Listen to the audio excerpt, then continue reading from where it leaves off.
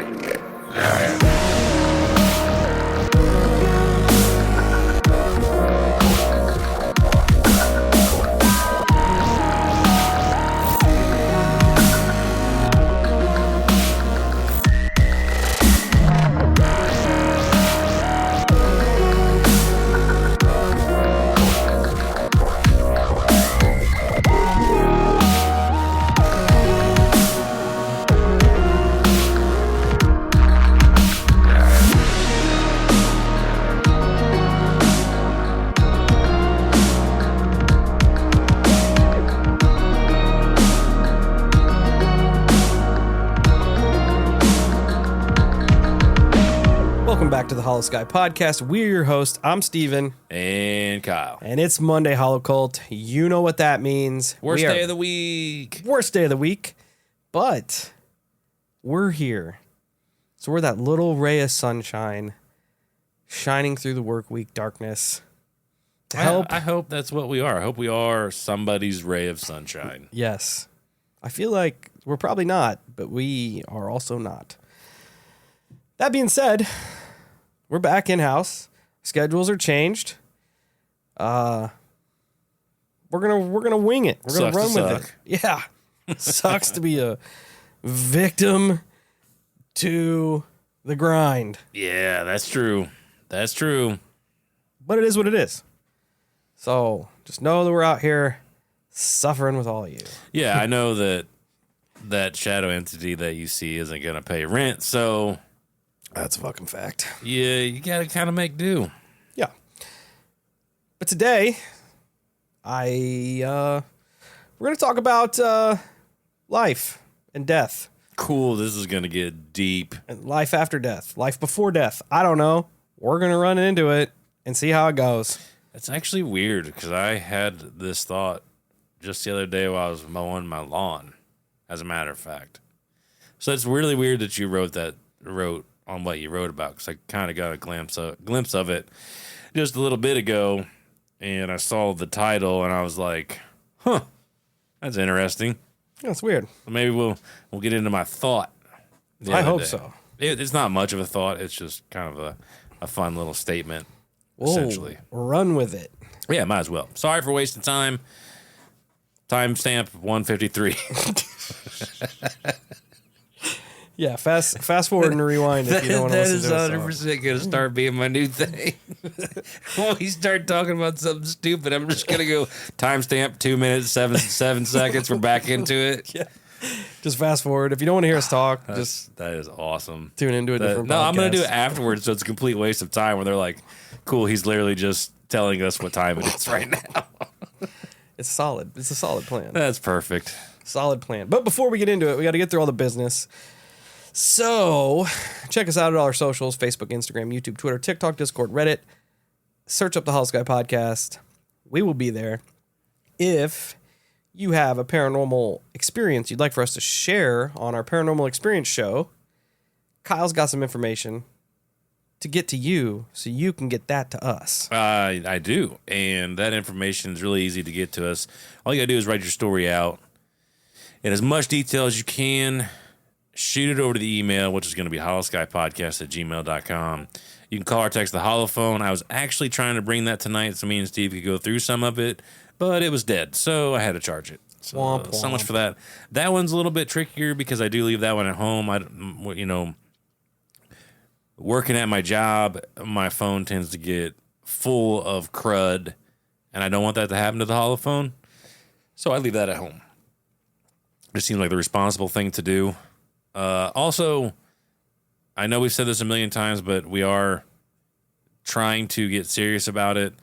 If you want an interview, please reach out with a short summary of what you got going on, what you want to talk about, and then we'll get it scheduled. We're going to do those on Saturday, and we'll probably try to do it for every other record week, kind of like how we normally record. But we'll do that at probably 6 o'clock Saturdays, Central Standard Time. So that's kind of where we're at. Try to mix it up a little bit, not to mention give me and Steve a break from writing so much. Just kind of help maybe smooth things out. We'll try it for a while, see what happens. That's kind of where I'm at. I fuck with it. Yeah, see, we're good. If you'd like to support the show, plenty of ways you can do it. Hop on over to the Patreon, where you get ad-free shows, early shows, and some other stuff.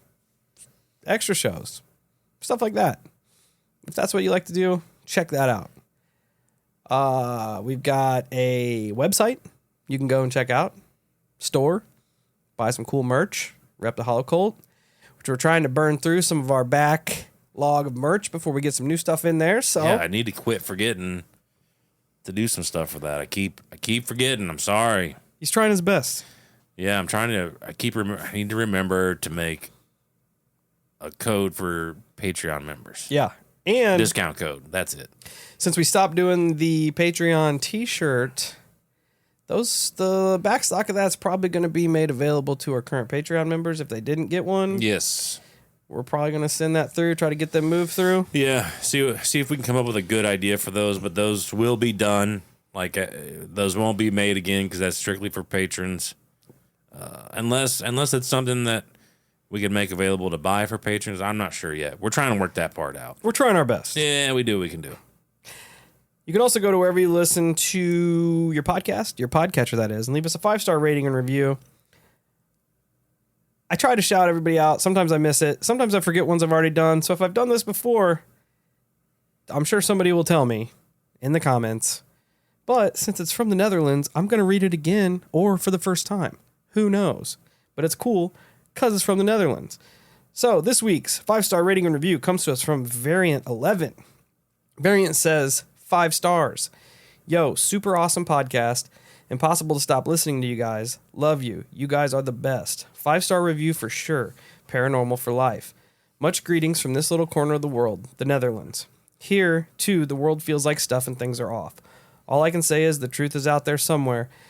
Stay weird. Much love. Dutchie. Dutchie. Thanks so much for sending the kind words. Yeah, I don't think you've read that one before. Good. Netherlands, never been there, but sounds cool. Isn't Dutch Arnold's name in Predator? Probably. I think it is. I could be wrong. Timestamp 6:48. Apologize for that. Some sidetracking here. I love it.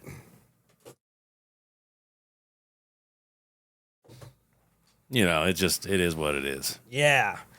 We hope everything's good over there in the Netherlands. For sure.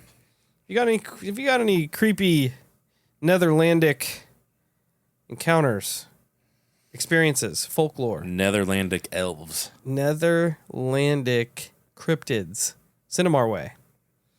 But yeah, keep it up. Everybody's been sending a lot of good vibes our way, and we appreciate it. Yeah, we do. Feels nice. Okay, diving in to what I've been looking into this week. Call it what you want. Reincarnation, soul recycling, however you want to do it. That's what we're going to talk about. Kyle, do you believe in life after death? Yes. Kyle, do you believe in life before birth? Yes. We're not talking about like some kind of conception thing here, like previous lives before birth. I think I do. I'm pretty sold on it. You'd have to. I'm not saying that I'm like that's the hill I'm gonna die on, type of thing, but I fuck with the idea for sure. The only thing that I don't like about it is, which is my thought on the riding lawnmower as I'm mowing, I don't like the concept of you can't remember your previous life. Well, some people can't. Well, yeah, obviously, which is how we know about this. But generally speaking, that memory is supposed to be taken from you, which just sounds like it's just dumb. Yeah. You know, like if you're supposed to learn a lesson, because that's what a lot of people would kind of attribute it to, is that you keep coming back because you need to learn a specific thing. Well, how the fuck am I going to learn that if I keep forgetting what I fucked up on in my past life? Yeah. Yeah. It also brings into questions other like weird things, for lack of a better word. Like, it's very vague. Yeah. Like deja vu.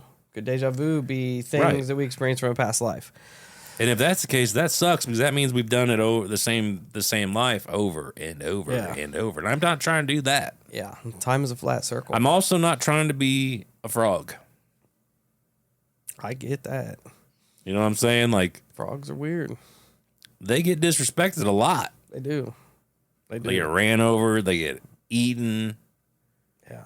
They live in shit most of the time, just dirty ass water. You see their heads poking up above moss. Yeah, it's not a life for me. And then all you can do is ribbit. Yeah. Not a life for me. Eat flies. But I'm going to go through some definitions and kind of a backstory of recreation. Wow. Reincarnation. And Same then thing. Kind of dive into an investigator who has put a lot of his time into actual reincarnation case studies, and then I'll touch on a couple of those cases and see what everybody thinks about. So, according to Wikipedia, reincarnation, also known as rebirth or transmigration, is the philosophical or religious concept that the non-physical essence of a living being begins a new life in a different physical form or body after biological death.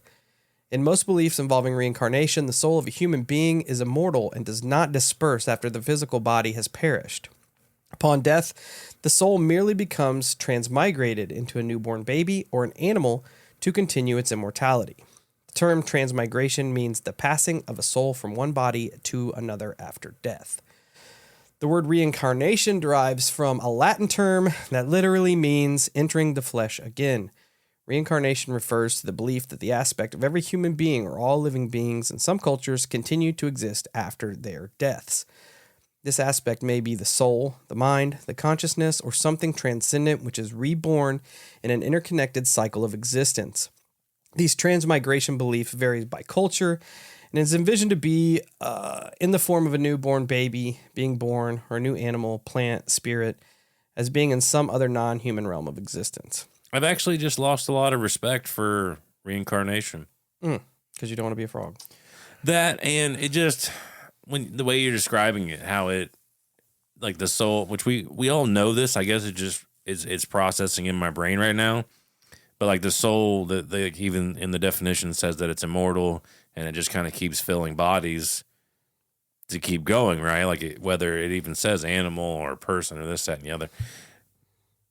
My question would be, to what end then? Like why is there a continuous loop for a infinite resource, essentially, our soul being a resource, and that's immortal, can never actually dissipate and go away? Something out there would have had to put that into motion, you would think, right? Like whether you want to say the creator, the grand design of things, the fact that your soul would have the capability of filling the next body and just kind of keep repeating process. Why? What is that process? Because my brain just goes to like shit. You know what I'm saying? Like you hear about the harvesting of negative emotions and fear and stuff like that. Does that have something to do with it? And I can never think of his name. Who's the Area 51 guy? The Area 51 whistleblower. Bob Lazar? Yeah, Lazar touched on a point to where like the human body is just a soul container. Yes, exactly. Which, I mean, kind of almost leads into this. Kind of, in a way, yes. And I've heard, I don't know if it was religious aspects or what what it was I was reading exactly, that the soul can only transcend when it's learned like every form of life on the planet. So you almost have to like do all this time. I'm not trying to do that. Yeah, I'm not. I didn't say I was pro that either. I'm not trying to be a tick. Yeah. Like, same. I'm sorry, I don't need. I'm not trying to be another fucking human. That's also true. I'm walking in my shoes. You know, I'm not trying to learn what life's like through the lens of a tick. It's gross. Yeah. But it kind of like there are a lot of belief systems that this is a actual thing. Whatever the soul is, whatever this essence, this life force is all continuing forever. And like an immortality. Which is also an interesting thought, to think that. So, because we clearly view humans and animals as different, right? There's a clear, like a hard line right there. But this is suggesting that we're actually all in the same. Yes. Makes you double think how you treat some things. Which I can fully like wrap my brain around that, treating everything with respect. But the fact of the matter is we don't. At all. No, at all. Because if we treated humans like we did, say, pig for that matter, and the big processing plants that we eat, you guys see where I'm going with this, right? Yeah. Yeah. Maybe that's why we're stuck in this forever. The continuous loop. Yeah. Because we don't know. We can't graduate. We can't elevate. Doesn't it just make you feel weird though? Like the actual idea of coming back and doing it all over again. Like outside the gross shitty factor of like, this sucks, I gotta be poor again. Yeah, I don't want to do it again. Right. But like what would be the grand scheme in all of it? Like why would we need to keep coming back? And like I said, I don't know, it does kind of lean into the harvesting of negative emotions.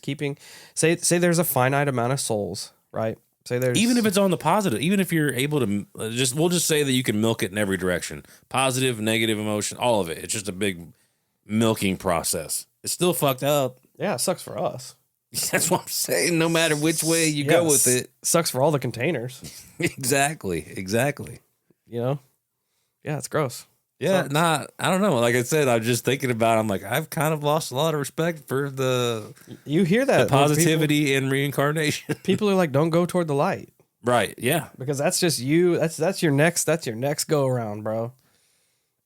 And that, that decision is going to be incredibly difficult to make when it comes to that. I'm just going to do this. Just stand there and flip it off. Both ways. I can agree with that. Toward the light, away from the light. You just do like my daughter does and just start spinning in a circle. Yeah. That's exactly what's going to happen. But hopefully you're carrying a streamer too. I'm going to. Yes. I'm going to live stream it. Hell yeah. Yeah, it is a very big moral conundrum when you have to sit there and actually think about existing again. Like, why is weird. one life not enough? Well, it's also when it comes down to it, and 17 minutes 4 seconds. I'm sorry to keep sidetracking here, but it's a moral conundrum and a hard thing to, because I'm a very specific type of person. I don't know. There are a lot of people out there. There probably are more people like me than I realize, but I don't have a mass desire to be in the limelight. I don't have a mass desire to make a ton of friends. I don't have a mass desire to love tons of different people. You know what I'm saying? Like, and what I'm getting at is I don't envision myself wanting to come back around and find love in a new wife, find love in new children, find love in my new friends. You know what I'm saying? Like, 'cause I'm good where I'm at with that stuff. Like, I'm good. Yeah. You know what I'm saying? Like, I'm not trying to leave this, like, because think about it. If it's all a recycling process, that means that the love that you share for your sons, someone else is going to share that love with your sons, or not be love. Maybe they would end up in another family, a shittier family. Yeah. You know what I'm saying? Like, that's not a cool thought. Yep. Like, because I don't get into this specific case, but ones that I was reading about was a kid from India who was born into this like lower class impoverished family, but he reincarnated from a very wealthy person. Oh, talk about a reality check. He said, I hate not having the freedom and the money that I had in my past life. That sucks. Yeah. That sucks. Yep. And I'm with you, man. I don't. One time as a human is enough for me. You know? It's so bleak to say it like that too, but I mean, think about it. Like the good aspects of being a human, the positive aspects of being a human are excellent. There's probably there's nothing like it in the universe. But the negatives are probably right on par with it. So, like, I agree. Give me one life, and I'll make of it what I can. Yeah. The Ramones hit the nail on the head when they said, I don't want to be buried in a pet cemetery because I don't want to live this life again. So that's where I'm at. What if you were just immortal? I think that would be worse. Probably, yeah. I could see that. Because you could not make... There's no escape. Yeah, unless you constantly moved. Say every decade, you constantly moved. You could not make any long-lasting relationships unless you wanted to watch those people wither and die. That would be the torturous aspect of immortality. Because naturally, you'd want your loved ones to be immortal with you. But if that is undesirable, then that's almost a worse penance of you watching them die constantly. Yeah. Versus you passing choose. away. Yeah. Yep. Yeah, I feel that. It would be awful. 20 minutes, 23 seconds. Here we go. Okay, we are jumping Episode starts. to one of the leading investigators on this specific subject is a psychiatrist by the name of Ian Stevenson. He was born in Canada and studied medicine at St. Andrews in Scotland. I'm going to go into a little bit of his background here so everybody knows that like he's not a quack. He's like a real deal dude. And he studied at McGill in Montreal during the late 40s. Early in his medical career, he did research into psychosomatic medicine at New York Hospital, where Dr. H.G. Wolfe led a group of investigating effects of life stress and its concomitant emotion on patients' organ systems. Because of his discontent with the then corrupt psychosomatic interpretations of his colleagues, Stevenson moved on to psychoanalytic training in 1951, graduated from the Washington Psychoanalytic Institute in 1958. He then moved on to become a child psychiatrist at the University of Virginia in Charlottesville. Over a period of 40 years, Stevenson recorded case studies of young children who claimed to remember past lives. He published 12 different books on the subject, including, but not limited to, 20 cases suggestive of reincarnation. Reincarnation in Biology, a contribution to the etiology of birthmarks and birth defects. European cases of the reincarnation type, and where reincarnation and biology intersect. In his cases, he reported the children's statements and testimonies from family members and others, often along with what he considered to be evidence that correlates to a deceased person who in some ways seemed to match the child's memories. Stevenson also investigated cases where he thought that birthmarks and birth defects seemed to match wounds and scars on the deceased. Sometimes it included documentation where medical records and autopsy photographs were included. As any claim of past life memory is subject to false memories, and the ease which such claims can be hoaxed, Stevenson expected the controversy and skepticism of his beliefs that followed. He said that he looked for disconfirming evidence and alternate explanations for the report, but, as Washington Post reports, he typically concluded that no normal explanation sufficed. Stevenson's approach to the question of reincarnation was to evaluate evidence for it and devise a protocol for the gathering of further evidence to try to deny the phenomenon of human behaviors, which suggested that some aspects of human personality might survive apparent death and manifest themselves in the living. Stevenson described his general approach, which, quote, In the study of spontaneous paranormal phenomena, we must usually interview and cross-question informants about events that have happened before we arrive on the scene. In principle, the methods are always that lawyers use in reconstructing a crime and historians use in understanding the past. Once we have the best account possible for the events in question, we consider by one alternative explanation and try to eliminate them until the single most probable one remains. Then we try with further observations to confirm or reject the partially preferred explanation. In addition, we search through series of apparently similar phenomena for recurrent features that may provide clues to causative conditions and process of these occurrences. So he was pretty thorough in what he took in before he claimed, like, hey, this kid is experiencing reincarnation. I have a thought process, but I'm trying to work it out in my head. Has there ever, and you probably don't know this because I definitely don't know this, but has there ever been, so say with this, say you're looking into a kid who believes they've been reincarnated, has there been any type of lineage tracing when it comes to these individuals? Like if they're related to the person that is well, reincarnated? my thought process, and I'm sure there's a bunch of holes in this, but there are rumors out there that our DNA works like a hard drive, right? Mm-hmm. Our DNA has the capability of storing things within it. So what if what you are perceiving as a reincarnated individual, you are actually remembering chunks of DNA from lineage far down the line? That makes sense. I didn't think of that. Yeah, because I'm just trying to work it out in my brain. Yeah. But it gets harder when you try to explain for different races to a degree, because there are people who, obviously wake up in different sections of the world. That doesn't mean that somewhere way down the line there wasn't a crossover, because obviously that happens, right? I didn't think of that. That's good though.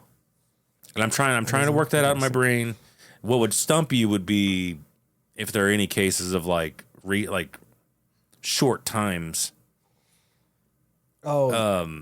You know what I'm saying? Yeah. Like where it's like, no, I can remember 1980 and now it's 2010. Well, that kind of makes it a little bit harder to navigate, but I maybe there's something to that, maybe not, I don't know. Yeah, because I did come across a lot of, well, not a lot, but multiple examples of people, of children essentially, that are experiencing a past life and they turn out to be someone in their lineage, like a grandfather or something like that. You could probably also join that with quantum entanglement as well.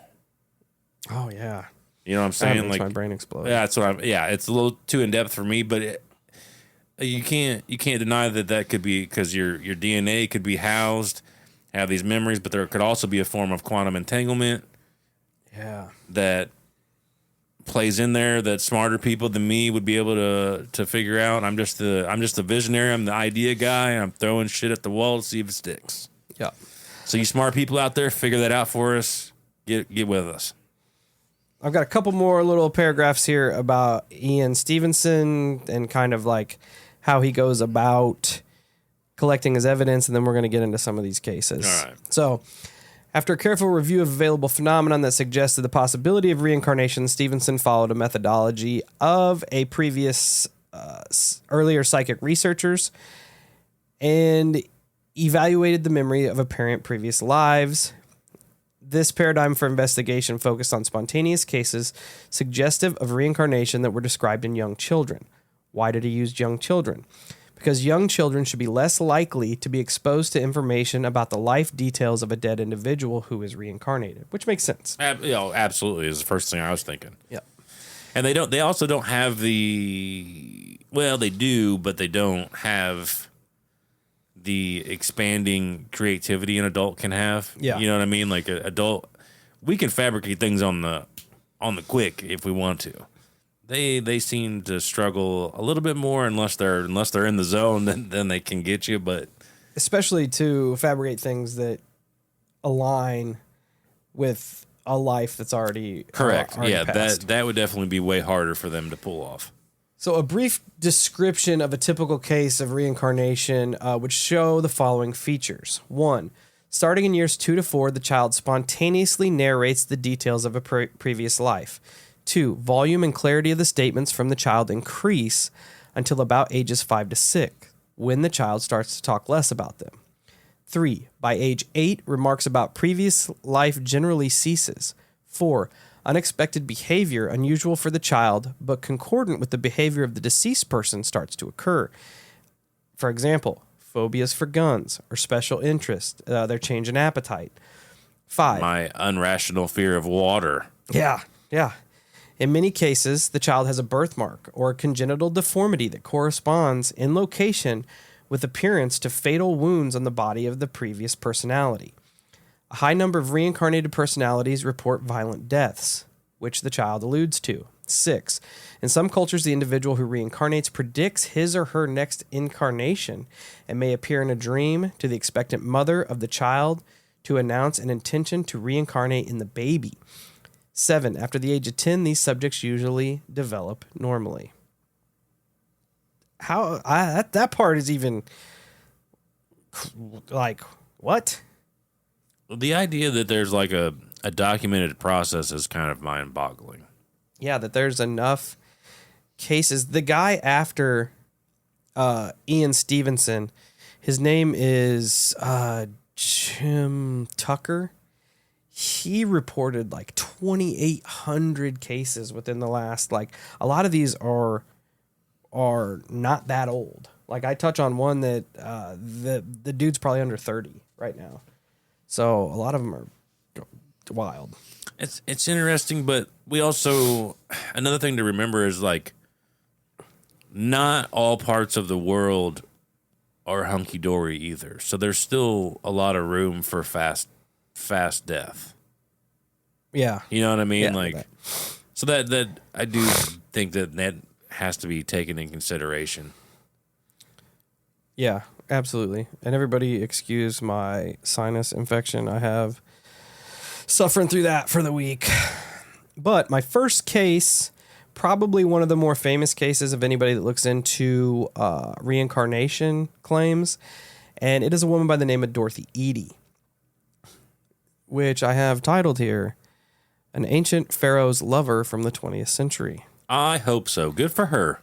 So let's talk about Dorothy a little bit. Although hopefully she's still living pretty good, because I feel like there might have been a downgrade somewhere in there. Well, Dorothy was born on January 16th, 1904, so she's probably not alive now, but in the London suburb of Blackheath.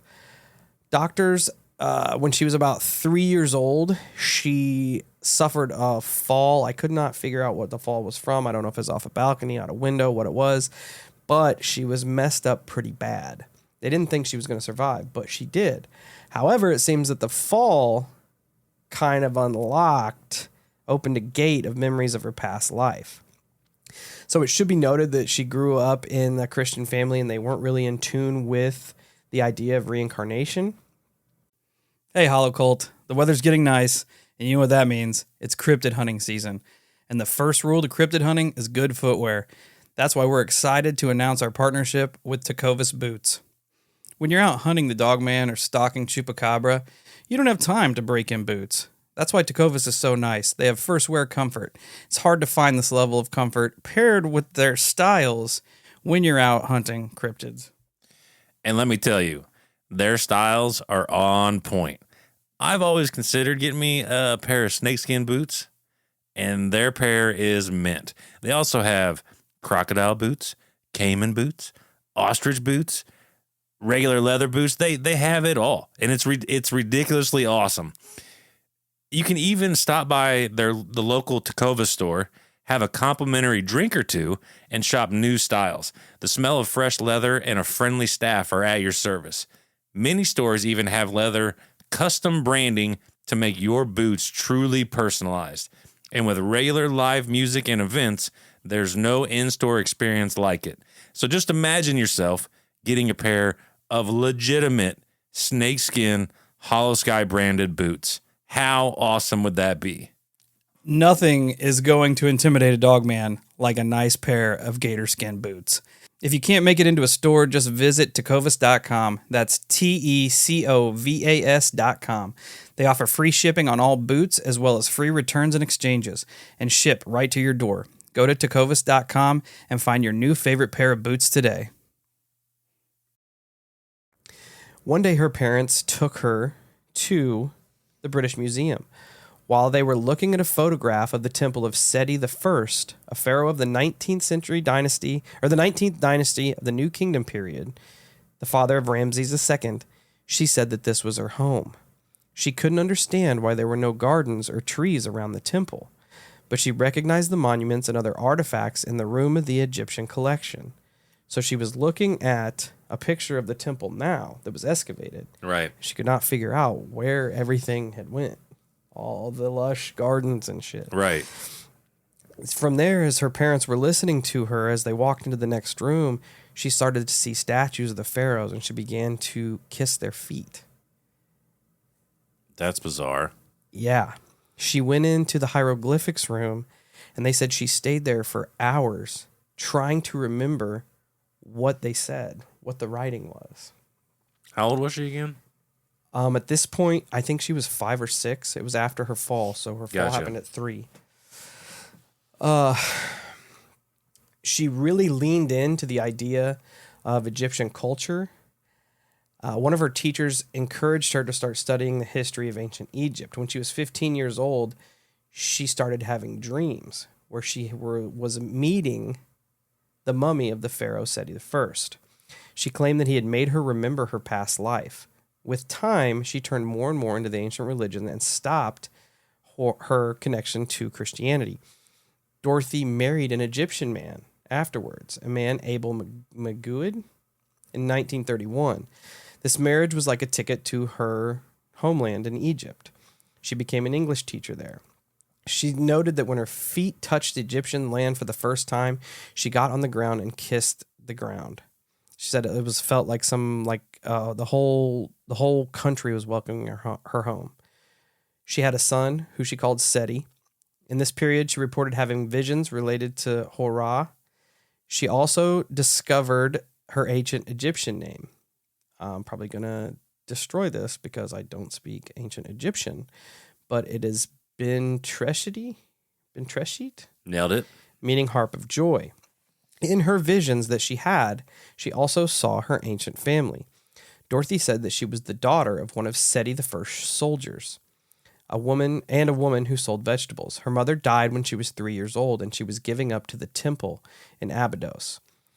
She later became, a few years later, after being given up to the temple, she met what she describes as a living god, Pharaoh Seti I. They became lovers, and she got pregnant. Unfortunately, the lover's fate was not a happy one. The high priest of the temple told her that the situation was a huge offense against the gods and would cause many problems for the pharaoh, so she decided to take her own life. After 19 years of living in Cairo, Dorothy Eady decided to move to Abydos. She was 52 years old, and she set up a home near the mountain Peg of the Gap. According to ancient beliefs, it was a mountain which was the road to the afterlife. At this stage of her life, she started to be called Om Seti, meaning the mother of Seti.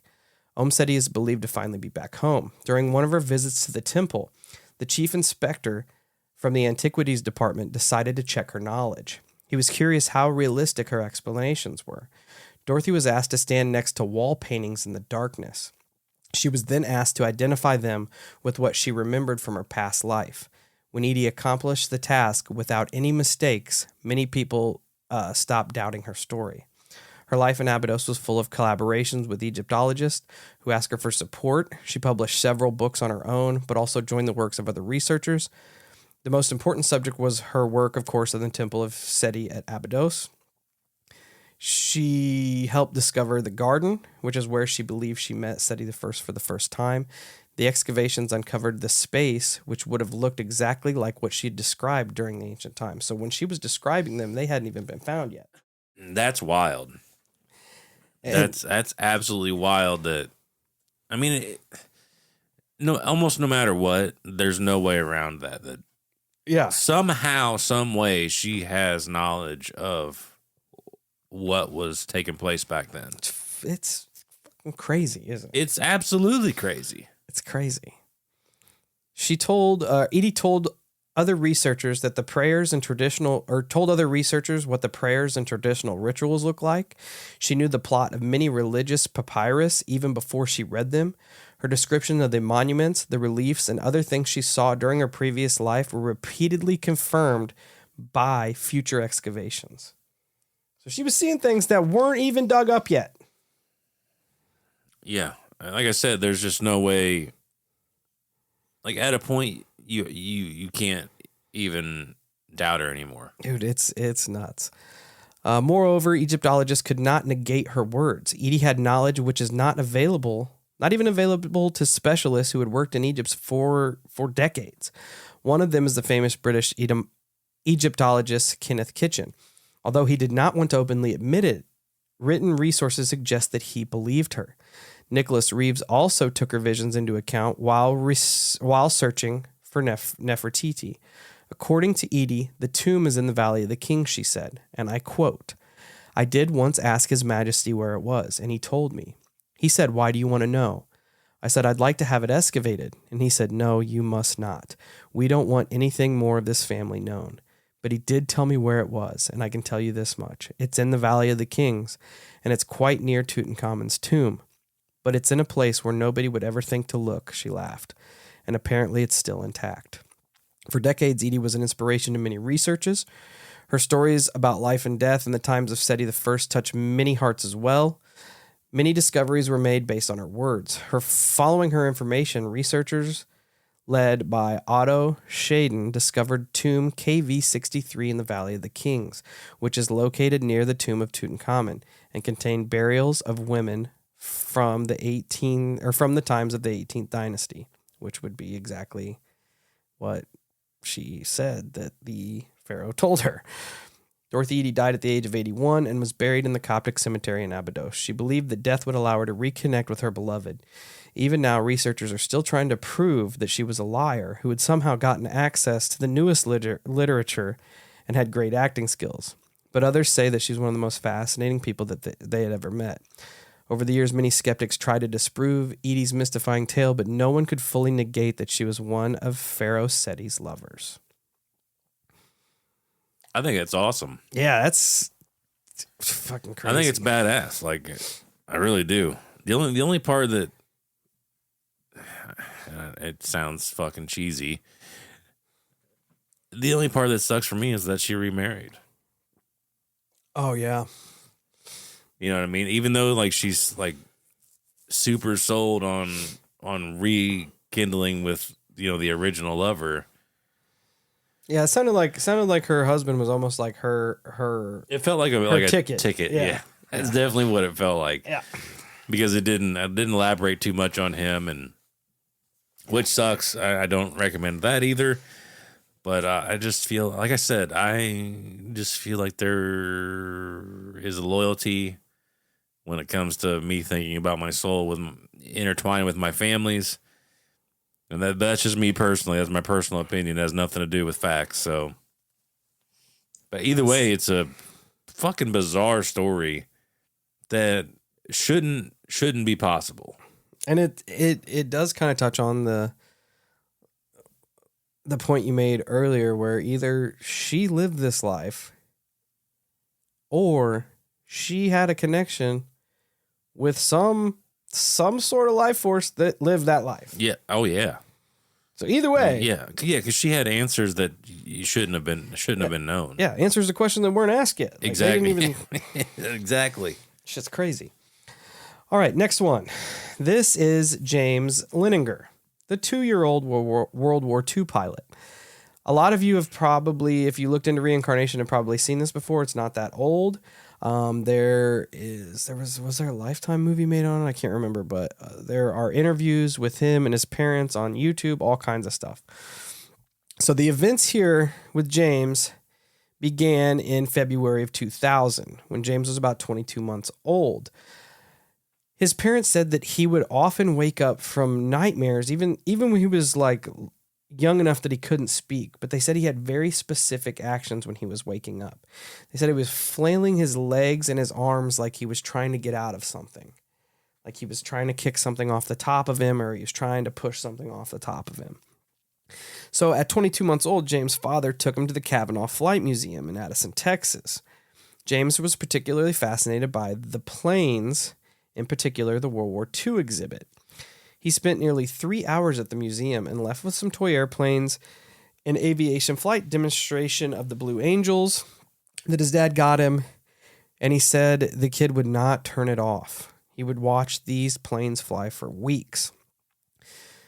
His father took James to the museum again on Memorial Day weekend. Within 2 months of his first visit, James began repeating the phrase, "Airplane crash on fire, little man can't get out."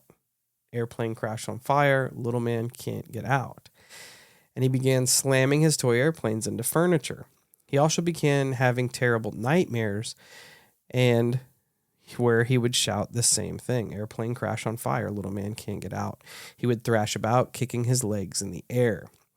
So that almost makes it worse, that when he couldn't even talk, he was still having these nightmares. It's like about PTSD. Yeah, exactly. It's also interesting that in both of these cases you presented, there has been a trigger. Oh, yeah. Like she went into the museum and saw all the Egyptian stuff. He saw the airplanes. He saw the airplanes. There's like some type of emotion, like emotional trigger there. Yeah. This, again, this is where kind of Jim Tucker takes over, which is further into like our timeline as opposed to where Stevenson was in the 50s and 60s. Tucker said James provided further details about his nightmares in the months that followed. Here he provides an account of increasingly more specific claims. I quoted the link for the narrative. James indicates that his dreams were memories of events from the past. He said his plane had crashed on fire and that it had been shot down. When his parents asked him who shot him down, he said the Japanese. 2 weeks after these statements, James said that his plane was a Corsair. He talked about flying a Corsair several times. On August 27, 2000, when James was 28 months old, he told his parents that he had flown his plane off a boat.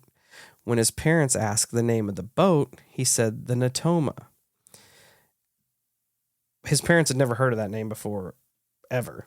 So after the conversation, his father got online and decided to research the word Natoma. He said at first he couldn't find anything. He said after about 200 search results on Google or whatever that people use in 2000, Ask Jeeves or whatever, he said he saw a picture of an aircraft carrier that said USS Natoma Bay.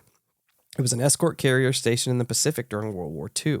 He printed out the information he found, and the footer of the printout included the dates. James' parent asked him a number of times the name of the little man in his dreams, the little man that couldn't get out. James always said, "It's me," or James. After a few weeks,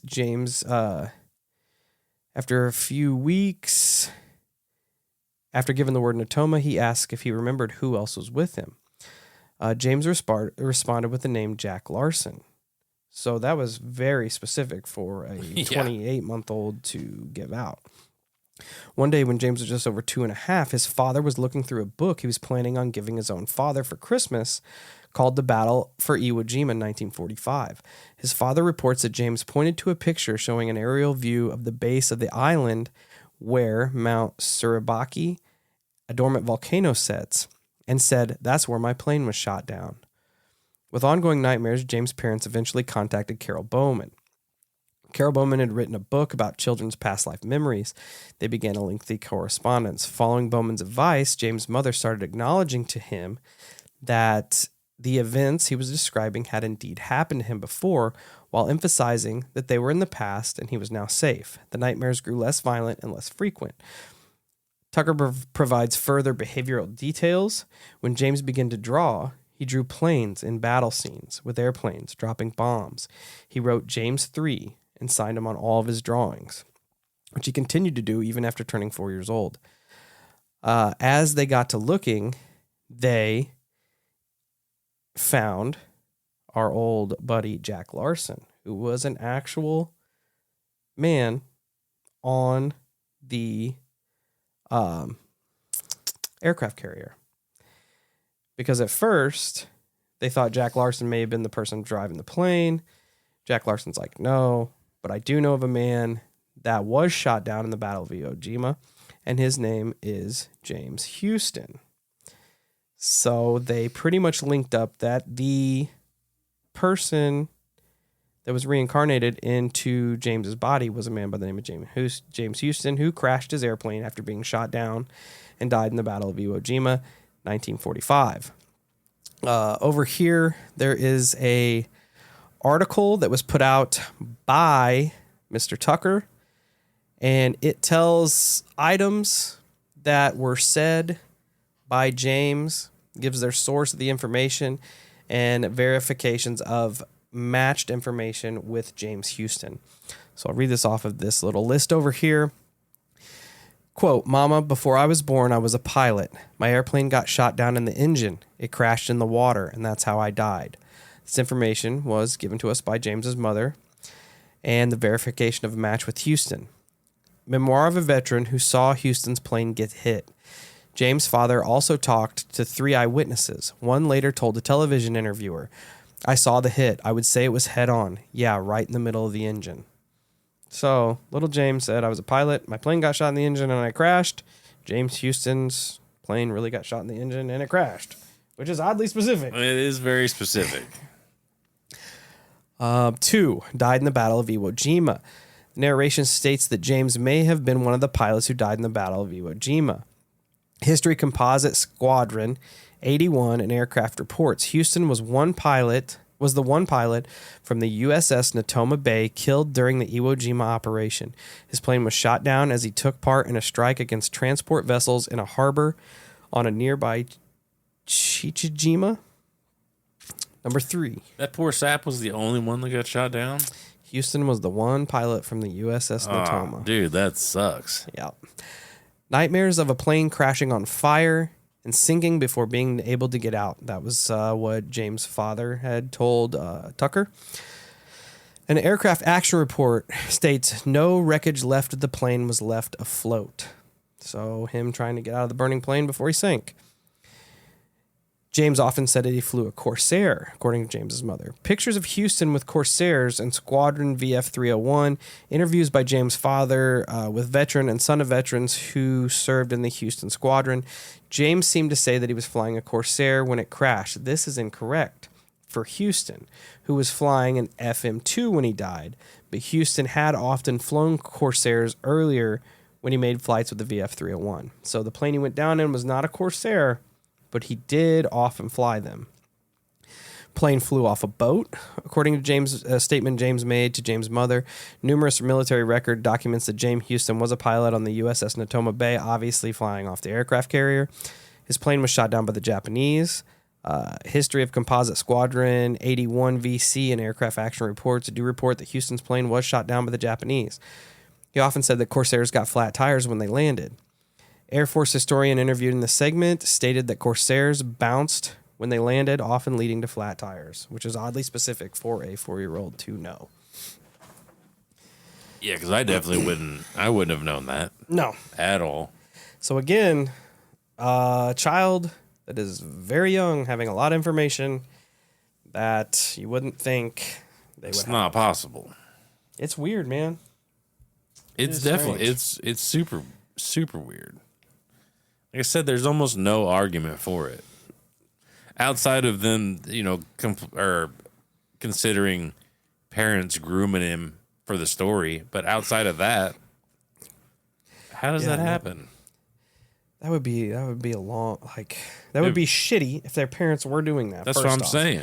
And that would be a long con for no payoff for a Lifetime movie. Right.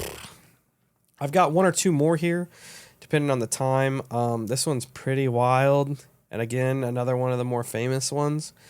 And this is often known as the Hexham reincarnation case, or the Pollock twins.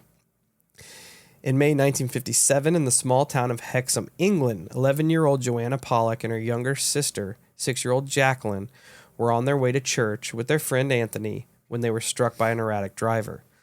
Almost instantly, the two younger sisters were killed, and Anthony, just 9-year-old, died while traveling to the hospital. It was later discovered that the driver, a local woman who was under the influence of a number of drugs, had intentionally hit the 3 children after being forcibly separated from her own kids. The case made headlines throughout Britain, and the woman was eventually taken to a psychiatric hospital. After the death of Joanna and Jacqueline, the girls' parents, John and Florence Pollock, were absolutely devastated. But when Florence later fell pregnant, John was convinced that the 2 girls would be reborn into the family as twins. So you almost have some precognitive stuff here from the father. You got to kind of keep in the back of your mind. Right. The couple were devout Catholics, and this often led to arguments when it comes to the premise of reincarnation, because Catholics, from what I read, definitely do not believe in reincarnation. Your soul goes to heaven, stays in purgatory, such and such. But Florence strongly rejected John's beliefs. It was later reported that the couple entire's marriage was almost threatened as a result, with Florence almost filing for divorce. Also should be noted that no history of twins in either of the parents' family, and Florence's doctor had predicted a single birth, meaning the likelihood of twins were extremely low. Against all odds, however, Florence gave birth to 2 girls on October 4th, 1958. The twins were named Jillian and Jennifer. While the twins were identical, the pair had different birthmarks, which is considered highly unusual. Jennifer had a small birthmark on her left hip, which mimicked a birthmark that Jacqueline had, her older sister that had died. That's weird. She also had a birthmark on her forehead, which was similar to a small scar that Jacqueline had in the same spot. When the twins were 3 months old, the family relocated to Whitley Bay, which is east of Hexham. As the girls got older, however, it became clear that Jillian and Jennifer seemed to remember Hexham in detail despite never growing up in the small town. When the family returned to Hexham, when the girls were 4, the twins pointed out named landmarks that they hadn't ever seen before, such as the school that Joanna and Jacqueline had attended, the Hexham Abbey, and a playground where their deceased sisters loved to play at. The pair even seemed to know their way around the playground without ever having seen it or be in it. Likewise, the twins were able to identify their sisters' toys by name. Although Florence had stored the late girls' toys out of sight, the twins started to ask for certain toys back. In fact, it was almost as if the twins had remembered the toys on their own. So they packed up the dead girls' stuff, and the twins started asking for it, never knowing that it existed in the first place. That part is definitely strange. Yeah. Yep. They were able to name their toys by the names previously given to them by their dead sisters. And they even divided the toys up exactly as their sisters had done. They also referred to the fact that the toys came from Santa Claus, which was true. John and Florence also noticed that the twins had very similar personalities when compared to their older sisters. While Joanna was very protective of her younger sister, Jacqueline, Jillian seemed more mature than her twin sister.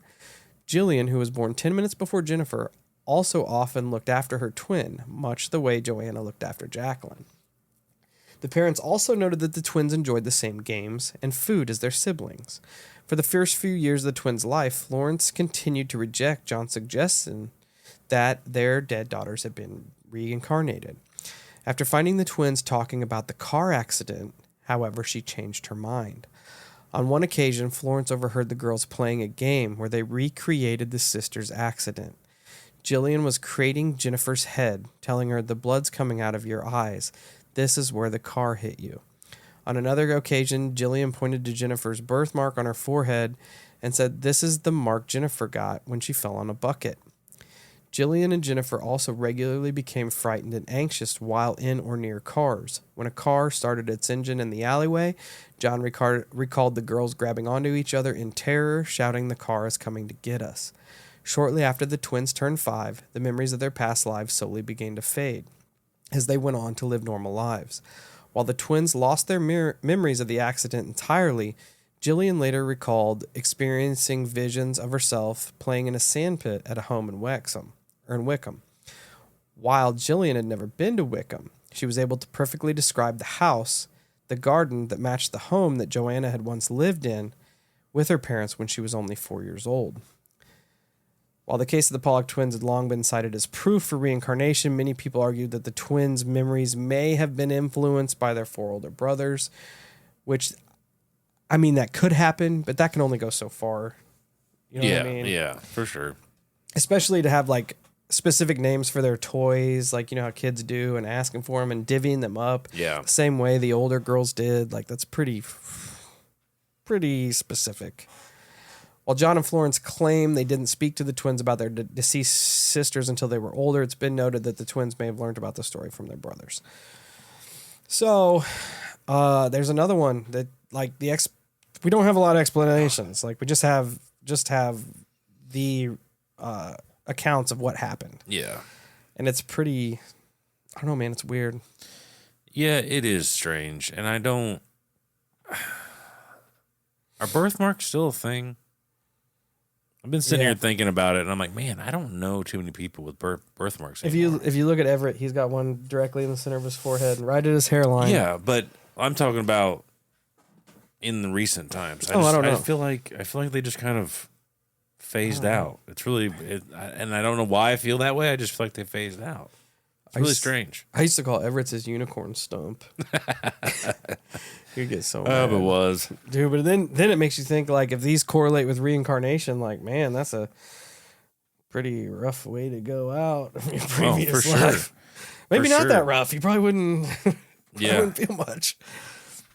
But I had one more, but since we're getting close on time, I'll probably just summarize it. This is of a young man who lived in Ohio when he was super little, like 2 or 3 years old. He had this little pet ladybug he was playing with, right? And he kept calling it Pam, And then everything became Pam. He just kept talking about Pam.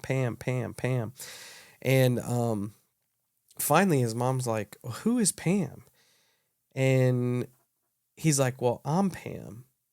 He said, I used to be Pam. He says, I died and I went up to heaven, but God pushed me back down where you named me Lucas, I think his name was. And so his mom's like, oh, I'm going to get to looking into this. Anyway, long story short, he talks about living in the city and all of this very specific stuff he kept recalling to his mom. And they narrowed it down to this specific building in Chicago that had caught on fire, because he said that his building was on fire and he had to jump.